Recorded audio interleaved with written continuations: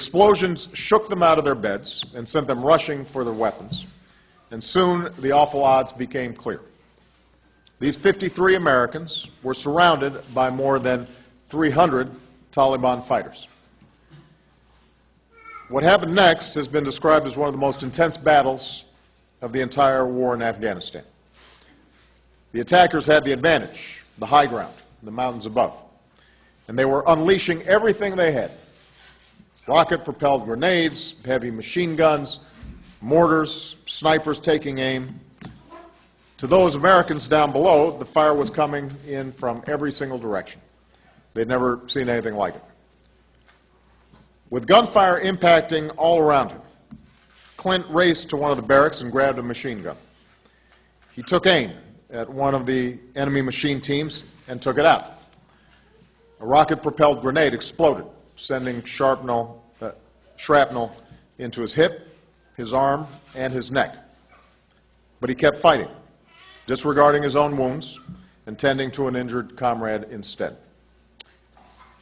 Then, over the radio, came words no soldier ever wants to hear. Enemy in the wire.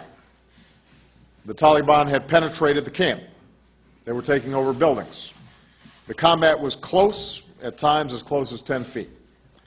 When Clint took aim at 3 of them, they never took another step. But still, the enemy advanced. So the Americans pulled back to buildings that were easier to defend to make one last stand. One of them was later compared to the Alamo. One of them later compared it to the Alamo. Keating, it seemed, was going to be overrun, and that's when Clint Romesha decided to retake that camp.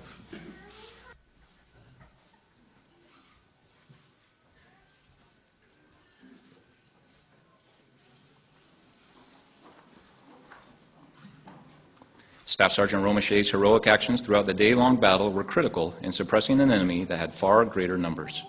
His extraordinary efforts gave Bravo Troop the opportunity to regroup, reorganize, and prepare for the counterattack that allowed the troop to account for its personnel and secure combat outpost Keating. Staff Sergeant Romesha's discipline and extraordinary heroism, above and beyond the call of duty, reflect great credit upon himself, Bravo Troop, 3rd Squadron, 61st Cavalry Regiment, 4th Brigade Combat Team, 4th Infantry Division, and the United States Army.